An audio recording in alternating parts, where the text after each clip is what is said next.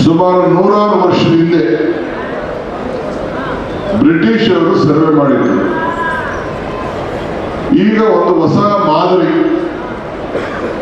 ಯಾರು ನಮ್ಮ ಜನ ಪೊಲೀಸ್ ಸ್ಟೇಷನ್ಗೆ ಹೋಗಬಾರ್ದು, ಅಣ್ತಂದಿರು ಕಿತ್ತಾಡಬಾರ್ದು, ಅಕ್ಕಪಕ್ಕ ಜಮೀನವ್ರು ಕಿತ್ತಾಡಬಾರ್ದು, ನಿಮ್ಮ ಆಸ್ತಿ ಮೇಲೆ ಬೇರೆಯವರು ಅದನ್ನೆಲ್ಲ ಬರ್ಸ್ಕೊಳ್ಬಾರ್ದು, ಎಲ್ಲ ಬಡವರು ಕೂಡ ಲಂಚ ಕೊಡೋದು ನಿಂತ್ಕೋಬೇಕು, ತಾಲೂಕು ಆಫೀಸ್ಗೆ ತಿರುಗಬಾರ್ದು, ಸರ್ವೆ ತಿಳ್ಕೊಂಡು ಓಡಾಡಬಾರ್ದು ಅಂತ ಹೇಳಿ ಈ ಒಂದು ಬೃಹತ್ ಬದಲಾವಣೆಯ ಯೋಜನೆಯನ್ನ ಇವತ್ತು ನಮ್ಮ ಸರ್ಕಾರ ತಂದಿದೆ.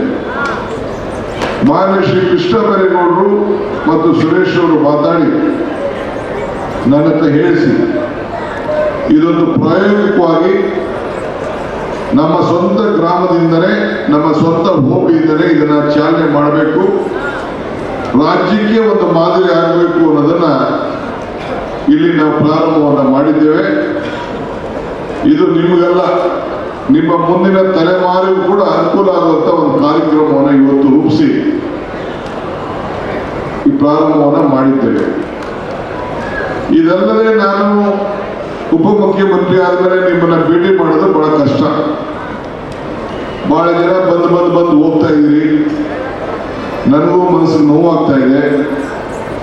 ಸುರೇಶ್ ಅವರು ಕೂಡ 8 ಕ್ಷೇತ್ರ ಕೂಡ ನಿಭಾಯಿಸಬೇಕು, ಅದು ಕೂಡ ಸಮಸ್ಯೆ ಇದೆ. ನೀವು ಯಾರು ಬೆಂಗಳೂರಿಗೆ ಹೋಗಿ ನೋಡಿ, ಯಾರು ಪೋಲಿ ಮಾಡಿಸ್ಕೋಬೇಕಾದ್ರೆ ಒಂದೊಂದು ಎಕರೆಗೆ 3 ಲಕ್ಷ, 5 ಲಕ್ಷ, 10 ಲಕ್ಷ ಖರ್ಚು ಮಾಡುವಂತ ವ್ಯವಸ್ಥೆ ಇದೆ. ಎಲ್ಲ ಇದನ್ನ ತಪ್ಪಿಸ್ಬೇಕು, ಈ ಲಂಚ ಕೊಡೋದು ತಪ್ಪಿಸ್ಬೇಕು ಅನ್ನೋ ದೃಷ್ಟಿಯಿಂದ ಇದೊಂದು ವಿಶೇಷವಾದಂತ ಕಾರ್ಯಕ್ರಮವನ್ನ ಇವತ್ತು ನಾವು ರೂಪಿಸಿ ನಿಮ್ಗೆಲ್ಲ ಅನುಕೂಲ ಮಾಡುವಂತ ಕೆಲಸವನ್ನ ನಾವು ಮಾಡ್ತಾ ಇದ್ದೀವಿ. ನಮ್ಮ ಬೈರೇಗೌಡರನ್ನ ಡೆಲ್ಲಿ ಕಳಿಸಿಸ್ಬಿಟ್ಟು ಇಡೀ ದೇಶದಲ್ಲಿ ಅತಿ ಹೆಚ್ಚು ಹಣವನ್ನ ನರೇಗಾ ಯೋಜನೆಯಲ್ಲಿ ಖರ್ಚು ಮಾಡಿದ್ದು ಕನಕಪುರ ತಾಲೂಕು ಅಂತ ಹೇಳಿ ಕನಕಪುರ ತಾಲೂಕಿಗೆ ಒಂದು ಹೆಸರನ್ನ ಬಂದಿದ್ದು ಇತಿಹಾಸನ ಯಾರು ಬದಲಾವಣೆ ಮಾಡಲಿಕ್ಕೆ ಸಾಧ್ಯ ಇಲ್ಲ. ಆ ರೀತಿ ಇವತ್ತು ಆಗಿದೆ. ಇಡೀ ದೇಶದಲ್ಲಿ ನಮ್ಮ ತಾಲೂಕಿನಲ್ಲಿ ಹೀಗೆ ಸುರೇಶ್ ಲೋಕಸಭಾ ಕ್ಷೇತ್ರದಲ್ಲಿ ಆದಂತ ಕುಡಿಯುವ ನೀರು, ಶುದ್ಧ ನೀರಿನ ಘಟಕಗಳು ಏನು ಪ್ರಾರಂಭ ಆಯಿತು, ಇಡೀ ದೇಶದಲ್ಲಿ ನಮ್ಮ ಕ್ಷೇತ್ರದಲ್ಲಿ ಆದಷ್ಟು ಮೊದಲಿಗೆ ಎಲ್ಲೂ ಕೂಡ ಆಗಿಲ್ಲ. ಕನಕಪುರ ಟೌನ್ ರಸ್ತೆ ಎಲ್ಲ ಮಾಡದೆ ಒಂದು ದೊಡ್ಡ ಕಷ್ಟ. ಈಗ ಏನೋ ದಬಾಯಿಸಿ ಒಂದು ರೋಡ್ನ ಹೊಡೆಸ್ಬಿಟ್ಟೆ. ಸಿಂಧಿ ಅವ್ರ ಕಾಲದಲ್ಲಿ ಮಾಡಕ್ ಆಗಿರ್ಲಿಲ್ಲ. ನಾನು ಹೊಡೆಸಿ ಅದನ್ನು ಮಾಡಿದೆ, ಯಾರು ಜಮೀನು ಮಾರ್ಕೋಬೇಡಿ ಅಂತ ಹೇಳಿದೆ ನಿಮಗೆ. ಅದಾದ್ಮೇಲೆ ಆಲೂರಿನ ಓಡಿಸ್ದೆ, ಕೋಡೂರಿನ ಓಡಿಸ್ದೆ, ಸಾರ್ಥ ಓಡಿಸ್ದೆ. ಎಷ್ಟಿತ್ತು ನಿಮಗೆ 10-15 ವರ್ಷದಿಂದ ನಿಮ್ಮ ಭೂಮಿ, ಇವತ್ತು ಎಷ್ಟಿದೆ, ಇವತ್ತು ಯಾರ ಲಾಭ, ನಿಮ್ ಜೋಬನ್ನ ದುಡ್ಡು ಕೊಡಕ್ ಆಗದೆ ಇರ್ಬೋದು, ನಿಮ್ಮ ಆಸ್ತಿ ಮೌಲ್ಯಗಳನ್ನ ಹೆಚ್ಚಿಗೆ ಮಾಡಲಿಕ್ಕೆ, ನಿಮ್ಮ ಬದುಕಿನಲ್ಲಿ ಒಂದು ಬದಲಾವಣೆಯನ್ನು ತರಲಿಕ್ಕೆ ಇಂಥ ಒಂದು ವಿಶೇಷವಾದಂಥ ಕಾರ್ಯಕ್ರಮವನ್ನು ರೂಪಿಸಿ ಇವತ್ತು ಹೋಬಳಿ ಹೆಡ್ ಕ್ವಾರ್ಟರ್ಸ್ ಅಲ್ಲೂ ಕೂಡ ಈ ದೊಡ್ಡಹಳ್ಳಿ ಸಾತ್ತೂರಲ್ಲೂ ಕೂಡ 1,500-2,000 ರೂಪಾಯಿ ಜಮೀನು ಕೊಡಿಸ್ಬಿಟ್ಟು ಕನಕಪುರ ಟೌನಲ್ಲಿ ಬರೀ 300 ರೂಪಾಯಿ ಕೊಟ್ಟಿದ್ದೀನಿ ನಿಮ್ಗೆ 1,500. ಇದು ಬೆಂಗಳೂರು ದಕ್ಷಿಣ ಜಿಲ್ಲೆ ಅಂತೇಳಿ ಈಗಾಗಲೇ ಕ್ಯಾಬಿನೆಟ್ ಅಲ್ಲಿ ತೀರ್ಮಾನ ಮಾಡಿ ಡೆಲ್ಲಿಗೆ ಹೋಗಿದೆ. ಎಲ್ಲ ಕಡೆ NOC ಬಂದಿದೆ. ಹೋಮ್ ಮಿನಿಸ್ಟ್ರಿಯಿಂದ, ನಮ್ಮ ಸೆಂಟ್ರಲ್ ಹೋಮ್ ಮಿನಿಸ್ಟ್ರಿಯಿಂದ ಇಂಟೆಲಿಜೆನ್ಸ್ ಅವರು, IB ಅವರು ಒಂದು ರಿಪೋರ್ಟ್ ಕಳಿಸ್ಬೇಕಂತೆ. ಅದೊಂದು ಪೆಂಡಿಂಗ್ ಇದೆ. ನಾನು ಸದ್ಯದಲ್ಲೇ ಹೋಮ್ ಮಿನಿಸ್ಟರ್ಗೆ, ಪ್ರೈಮ್ ಮಿನಿಸ್ಟರ್ ಕೂಡ ನಾನು ಪತ್ರವನ್ನು ಬರೆದು ಮನವಿಯನ್ನು ಮಾಡಿಕೊಳ್ಳಲಿದ್ದೇನೆ. ಇವತ್ತು ನಾಳೆ ಬರೀತಾ ಇದ್ದೀನಿ.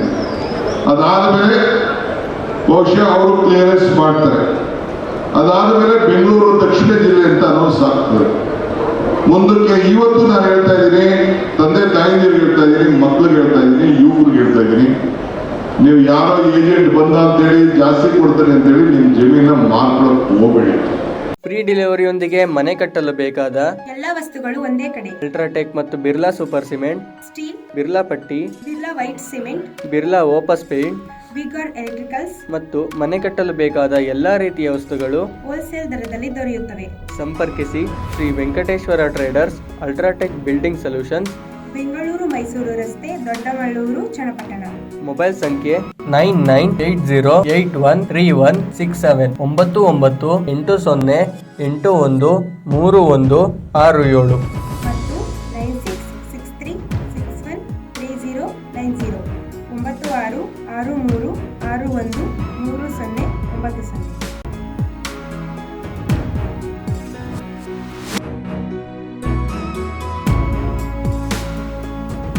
ಈಗ DK ಶಿವಕುಮಾರ್ ಅಂದ್ರೆ ದೊಡ್ಡಹಳ್ಳಿ ಕೆಂಪೇಗೌಡರ ಮಗ ಶಿವಕುಮಾರ್ ಅಂತ.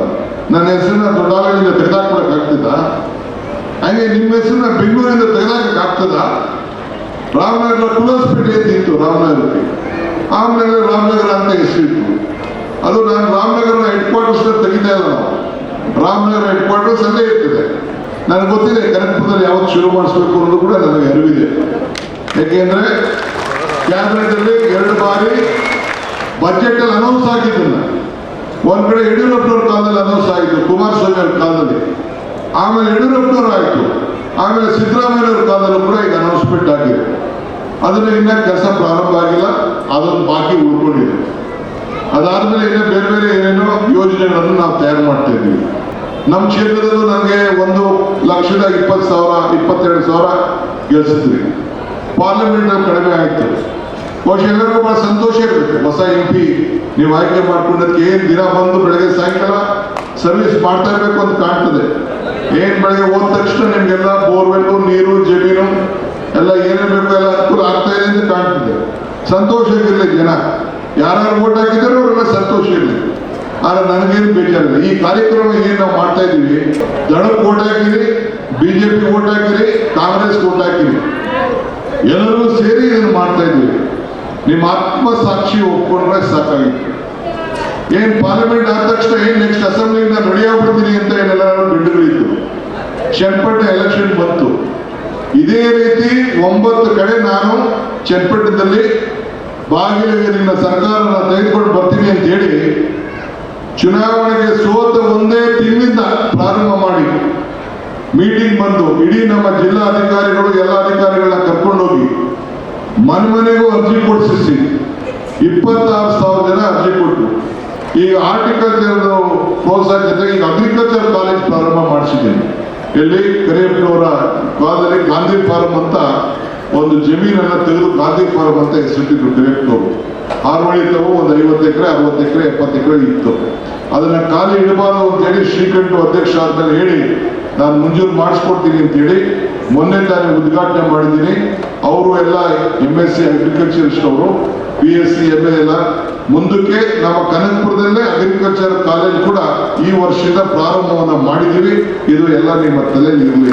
108 ಕೋಟಿ ರೂಪಾಯಿ ವೆಚ್ಚದಲ್ಲಿ ಆ ಯೋಜನೆಯನ್ನ ಈಗಾಗಲೇ ನನ್ನ ಇಲಾಖೆಯಲ್ಲಿ ನಾನು ಅದನ್ನ ತಯಾರು ಮಾಡ್ತಾ ಇದ್ದೇನೆ. ಇದನ್ನ ನಿಮ್ಮ ಕೆರೆಗಳನ್ನ ತುಂಬಿಸ್ಲಿಕ್ಕೆ ಎಷ್ಟೆಲ್ಲ ಮಾಡುವಂತ ಕೆಲಸ ಮಾಡಿ ಇನ್ನೇನ್ ಮಾಡ್ಲಿಕ್ಕೆ ಸಾಧ್ಯ, ಅಲ್ಲಿ ಸ್ಕೂಲ್ಗೆ ಬರ್ಕೊಂಡಿದ್ದೀನಿ, ಸ್ಕೂಲ್ಗೆ ಆಸ್ತಿ ಬರ್ಕೊಂಡಿದ್ದೀನಿ. ಕನಕಪುರದಲ್ಲಿ 110 ಎಕರೆ ಕೋಡಳ್ಳಿಯಲ್ಲಿ ಬರ್ಕೊಂಡಿದ್ದೀನಿ. ಇನ್ಯಾರು ಮಂಜುನಾಥ್ಗೆಲ್ಲ ಕುಮಾರಸ್ವಾಮಿ ಇಡೀ ರಾಜ್ಯದಲ್ಲಿ 1 ಎಕರೆ ಯಾರಿಗಾರು ಇಂಥ ಶಾಲೆಗೆ ಏನಾದ್ರು ಬರ್ಕೊಟ್ಟಿದ್ದಾರಾ? ಯಾರಿಗಾರು ಬರ್ಕೊಟ್ಟಿದ್ದಾರ? ಒಂದು ಶಾಲೆಗೆ 1 ಎಕರೆ ಸೈಟ್ಗೆ ಯಾರು ಬರ್ಕೊಟ್ಟಿದ್ದಾರಾ?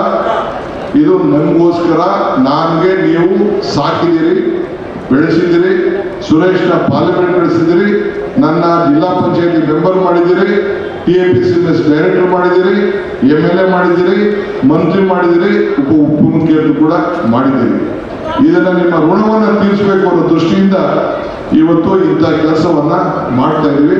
ಇದನ್ನ ಬೇರೆ ಜನರಿಗೆ ಯಾರು ನಮ್ಮ ಪರವಾಗಿ ನಿಂತ್ಕೊಂಡು ಒಳಗಡೆ ತಟ್ಟಿ ಮರಿ ಏಟು ಬೇರೆಯವ್ರಿಗೆ ಒತ್ತಿದ್ರು ಅವ್ರು ನೀವು ಹೇಳಬೇಕು, ನಿಮ್ಮ ಆತ್ಮಸಾಕ್ಷಿ ನೀವು ಓಟ್ ಹಾಕಬೇಕು ಮುಂದಕ್ಕೆ ಅಂತ ಹೇಳಿ ನೀವು ಹೇಳೋಂಥ ಕೆಲಸವನ್ನು ನೀವೆಲ್ಲ ಸೇರಿ ಮಾಡಬೇಕಾಗ್ತದೆ.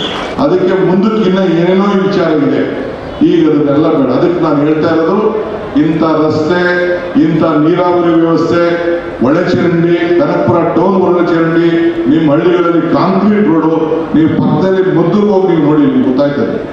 ಮಳವಳ್ಳಿಗೆ ಹೋಗಿ ನೋಡಿ, ನಿಮ್ಗೆ ಗೊತ್ತಾಯ್ತದೆ. ಬೇರೆ ಊರಿಗೆ ಹೋಗಿ ನೋಡಿ ಗೊತ್ತಾಗ್ತದೆ. ಚನ್ನಪಟ್ಟಣ, ರಾಮನಗರ. ನಾನು ಚನ್ನಪಟ್ಟಣಕ್ಕೆ ಎಲೆಕ್ಷನ್ ಟೈಮ್ ಹೋಗಿದ್ದೆ.